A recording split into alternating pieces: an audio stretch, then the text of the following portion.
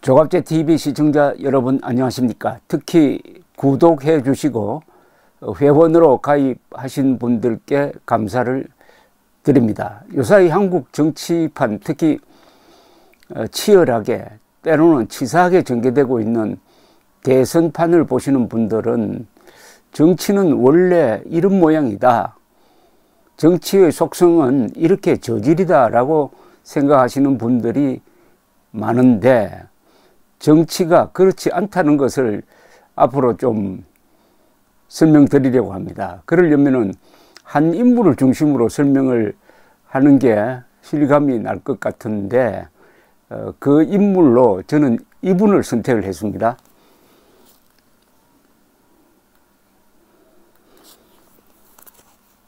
샤를 드골 대통령입니다. 샤를 드골 대통령의 전기를 쓴 영국의 찰스 윌리엄스라는 정치인입니다. 이분이 제목을 어떻게 붙였느냐 하면은 The Last Great Frenchman, 마지막의 위대한 프랑스인이라고 붙였습니다. The Last Great Frenchman. 그러면 드골 이후에는 프랑스에서는 위대한 인물이 안 나왔느냐? 미테랑, 시라크, 이런 분들 앞에 great란 말은 잘 안 붙입니다. 그러나 드골 앞에는 great statesman, great Frenchman, great soldier 라는 말이 붙어야 합니다. great.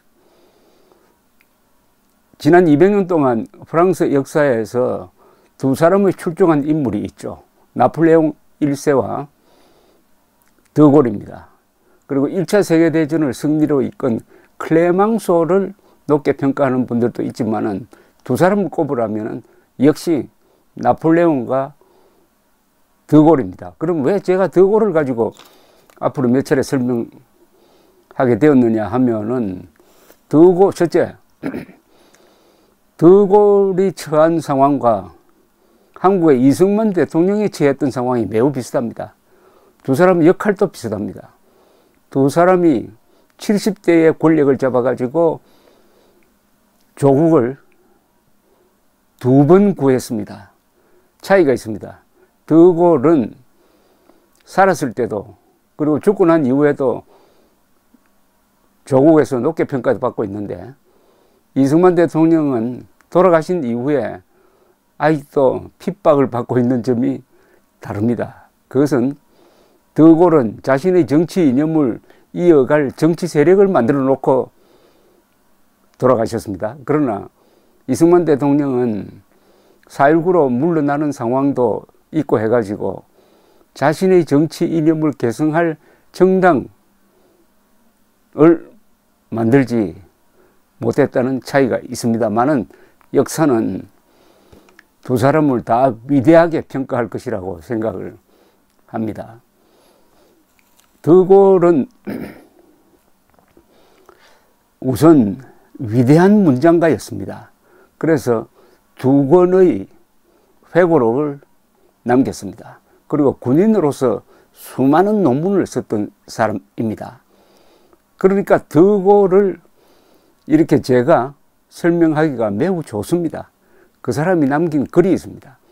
이승만 또한 위대한 저술가였습니다. 그분이 옥중에서 쓴 독립선언이라는 책은 요사이 정치학자들이 이야기합니다.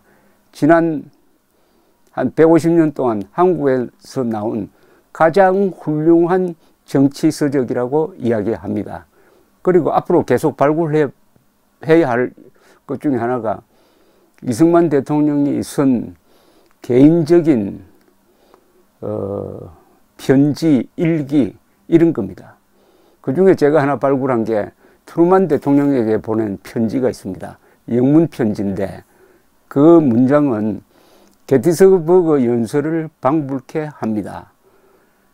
드골 그리고 이승만의 지도력의 원천에는 교양이 있었고, 그것도 역사적 교양이 있었고, 이 세계를 아주 높은 차원에서 관찰하는 능력이 있었으며 그것을 표현할 수 있는 문장력이 있었습니다. 그래서 제가 감히 드골에 대해서 몇 차례 설명할 수 있는 자신을 갖게 되었습니다. 드골의 세계사적 위치를 설명하려면은 하나의 에피소드를 제가 전해드리는 게 어떨까 하는 생각이 듭니다. 한 10여 년 전에 서울대학교 대학원 최고 경영자 과정에 다니는 분이 저를 찾아왔습니다. 그러면서 우리가 지금 달력을 만들려고 하는데 20세기의 위대한 정치인 12사람을 뽑아서 그분 사진을 넣는 달력을 만들려고 하는데 좀 추천해 주십시오 라고 하는 거예요. 그래서 잘 됐다. 그러면 우리끼리 한번 토론을 한번 해봅시다 하고 이야기를 했습니다. 그래서 위대한 인물 기준을 한번 잡읍시다. 첫째, 좋은 일을 한 사람이라야 합니다. 그리고 아무래도 큰 나라여야 위대한 인물이 안 나오겠습니까? 이렇게 기준을 정했습니다. 그래서 한번 꼽아보기 시작을 했어요. 첫째, 미국부터 꼽아야 될 것 아닙니까? 미국에서 20세기를 대표하는 위대한 인물이 누구냐? 프랭클린 루즈벨트냐? 트루만이냐? 아니면은 레이건이냐? 이렇게 이야기를 하다가 아무래도 프랭클린 루즈벨트 아니겠느냐? 우리로는 트루만이 더 고마운데 이렇게 결정을 했습니다. 그 다음에 영국으로 갔습니다. 영국은 윈스턴 처칠 2차 세계대전을 승리로 이끈 그 또한 명문장가죠. 그 다음에 프랑스로 왔습니다. 프랑스에서는 뭐 이견의 여지가 없습니다. 드골이다. 그 다음에 독일로 갔습니다. 큰 나라 순으로 가니까 독일에서도 이론의 여지가 없었습니다. 히틀러는 악의 마왕이니까 역사를 변화시킨 점에서는 점수를 받을지 모르지만은 그 역사가 파괴의 역사였으니까 제외하고 당연히 아데나우어다 이렇게 됐습니다. 그런데 드골과 아데나우어가 앞으로 이 부분을 이야기하려고 합니다. 70대에 서로 만나면서 독일과 프랑스의 화해를 이룩해서 그것을 발판으로 성장한 것이 오늘의 EU입니다. EU. 유럽연합입니다. EU. 두 사람 이야기는 앞으로 본격적으로 전해드리겠습니다.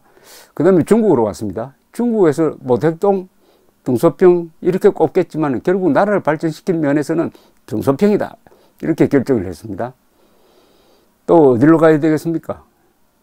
역시 인도에서, 인구가 많은 인도에서도 한 분을 뽑아야 되는 것 아니냐. 간디 아니면 네루인데 역시 정치인은 네루가 아니겠느냐. 이렇게 생각을 했습니다. 그럼 일본에서도 한 사람 뽑아야지. 세계 경제대국 제3인데 또 민주주의 국가인데 그러면 전후에 일본의 부흥과 민주화를 지도했던 요시다, 시게루를 뽑아야 한다. 이렇게 됐습니다. 제가 이렇게 하다가 보니까 그럼 아프리카에도 한 사람 나와야 되는 것 아니냐. 이렇게 됐습니다. 아프리카에는 누굴까? 역시 만델라. 남아공의 만델라. 그 흑백 차별을 극복을 하고 보복하지 않고 그 정권 이양을 이룩한 만델라. 그럼 중동에서도 한 사람 나와야 되는 것 아니냐. 이슬람권에도 한 사람 나와야 되는 것 아니냐. 그러면 이슬람권에서는 한 사람 있다. 즉 오스만 터키가 무너지고 1차 세계대전 때 패전국이 된 터키를 다시 일으켜 세워가지고 오늘날의 터키 공화국으로 만들고 이슬람도 근대화를 할 수 있다는 것을 보여준 케말 파샤 또는 아타투르크라고 그럽니다만은 케말 파샤여야 한다. 이렇게 됐습니다. 그럼 이스라엘에서는 한 사람 나와야 되는 것 아니냐. 그에 대해서는 약간 이론이 있었습니다. 나온다면 벤구리온이죠. 벤구리온. 그럼 남미는 누굴까? 남미가 별로 나는 게 아닌 거예요. 나지 않아요. 파퓰리즘의 대명사인 페론을 꼽을 수도 없고 칠레의 피노체스를 꼽을 수도 없고 그렇다고 쿠바의 카스트로를 꼽을 수도 없고 체게바라를 꼽을 수도 없고 참 이 남미가 좀 아주 쓸쓸했습니다. 그 다음에는 역시 한국에서 나와야 한다. 한국에서, 왜냐, 한국이 이미 10대 경제 강국이고 잿더미에서 이런 나라를 만든 점에서 한국의 지도자는 반드시 20세기의 10대 또는 12대 지도자에 들어가야 한다. 그러면은 이승만 아니면 박정희다. 이렇게 된 겁니다. 이승만, 박정희, 저보고 선택을 하라면은 저는 이승만, 뭐 박정희 누구를 선택해도 괜찮지만은 이승만을 선택을 하겠습니다. 그 다음 동남아시아는 누구냐? 그건 싱가포르의 이광요다. 이렇게 서로 이야기가 전개된 끝에 한 12명 뽑은 적이 있습니다. 자, 이제 본론으로 들어가겠습니다. 이 드골. 제가 드골에 대해서 오랫동안 관심을 가지고 이분이 쓴 회고록도 읽고 전기도 읽고 하면서 드골이 남긴 발자취를 한번 따라가 보면 어떨까 하는 생각을 가지고 프랑스에 가면은 꼭 군사박물관 앵발리드에 있는 그 지하에 있는 드골 특별실이 있습니다. 특별실을 간다든지 샹젤리제 거리에 있는 드골의 동상, 그 옆에 처칠 동상 등을 방문하기도 했는데 지난 여름에 제가 코로나가 한참 번질 때 좀 모험을 해서 유럽 여행을 한 45일 동안 했습니다. 그런데 유럽 여행하기가 매우 편했습니다.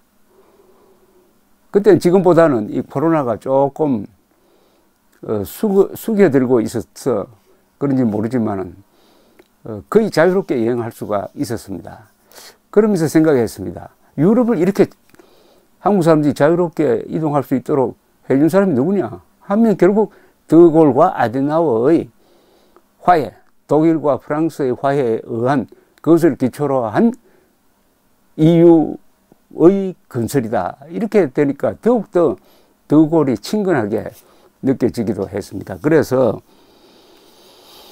제가 지난 8월 45일간의 유럽 여행 마지막 코스를 어디로 잡았느냐 하면은 드골과 관계 있는 지역으로 잡았습니다. 그 지역이 바로 프랑스, 룩셈부르크, 이 벨기에에 걸쳐 있는 숲지대입니다. 그 숲을 아르덴 숲지역이라고 합니다. 아르덴에, 프랑스 측 아르덴에 스당이라는 군사도시가 있습니다. 영어로는 SEDAN, 세단으로 알려져 있습니다만 프랑스 사람들은 스당이라고 그러죠. 스당. 그런데 이 스당으로 가기로 했습니다. 그런데 이 스당이라는 이름은 프랑스 사람들에게서는 이건 완전히 악몽입니다. 이 이름이. 왜냐? 1870년 여기서 나폴레옹 3세가 지휘하는 프랑스군 10만 명이 비스마르크, 몰트케, 빌헤름 1세가 지휘하는 프로이센 군에 항복해가지고 포로가 되고 말았습니다.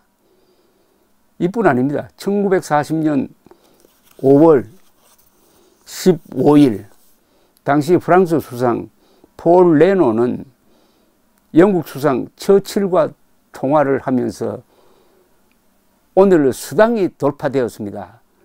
우리는 졌습니다라고 흐느꼈다고 합니다. 처칠 회고록에 나옵니다. 그 말대로 프랑스군은 그 40일 뒤에 항복을 했습니다. 이 수당이 프랑스 국민들에게는 그야말로 치욕의 이름입니다. 이 프랑스가 이 두 번의 치욕, 특히 국가의 명예심과 영혼마저 무너진 두 번째 패배에서 어떻게 다시 일어날 수 있었는가? 세계 최강을 자랑하던 프랑스 육군이 6주 만에 항복한 것은 군사적 패배일 뿐 아니라 정신적 붕괴였습니다. 프랑스 국민은 좌우로 갈려서 싸움을 하고 나치 독일에 대한 적개심을 잊었고 프랑스군은 수비 위주로 방어 전략만 하다가 패배를 당하고도 수치스러워하지 않았습니다.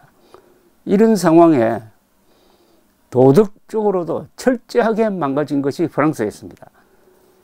이 프랑스를 거의 혼자서 다시 일으켜 세운 사람이 있었으니 바로 그가 샤를 드골입니다. 드골은 프랑스군의 이론가로 유명했습니다.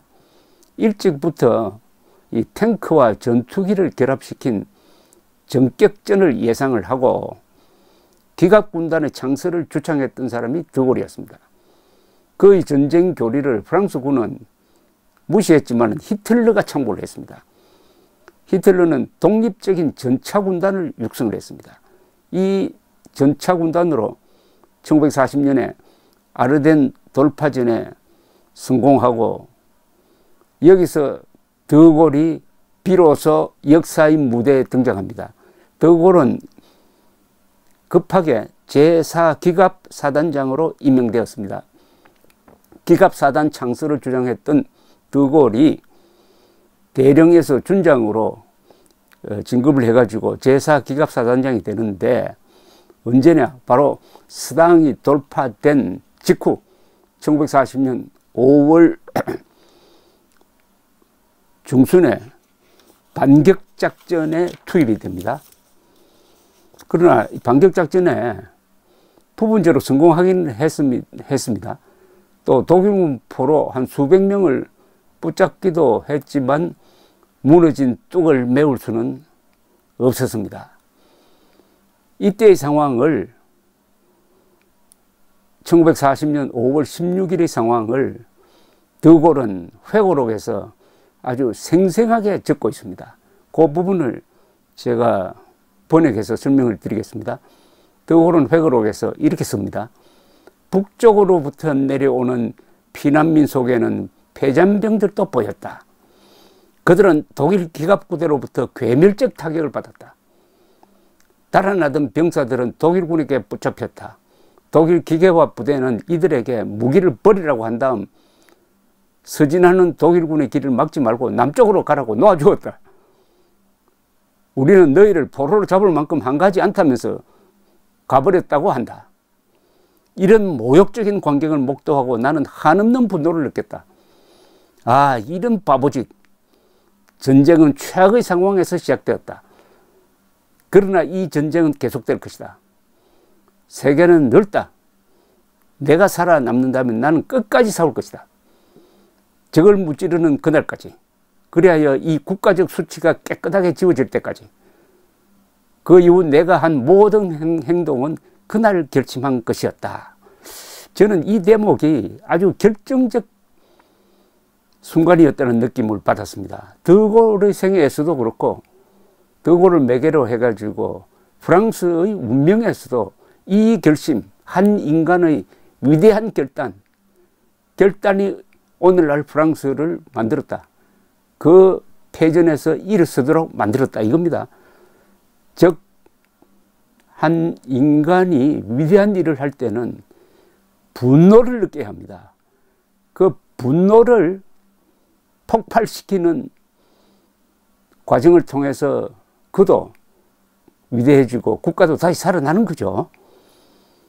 그러니까 한 민족 집단 또는 한 국민을 뒤흔들어서 일깨우려면 그 지도자가 화를 낼 때가 있어야 합니다. 화를 내야 할 때가 있어야 합니다. 화를 내야 할 때 화를 내지 않으면 그는 위대한 역할을 맡을 수가 없습니다. 저는 이 대목에서 윤석열 후보가 화를 내야 할 때가 여러 번 있었는데 최근 몇 달 사이에 화를 내지 않고 피하려는 모습을 보면서 좀 실망했다는 말씀을 드리려고 합니다. 오늘은 일단 여기서 정리하고 또 이어서 계속 시리즈로 드골 이야기를 말씀드리면서 큰 인물의 큰 정치가 무엇인가 하는 것을 한번 살펴보면서 한국 상황과 한번 비교해 보기로 하겠습니다. 앞으로 경청해 주시기 바랍니다. 감사합니다.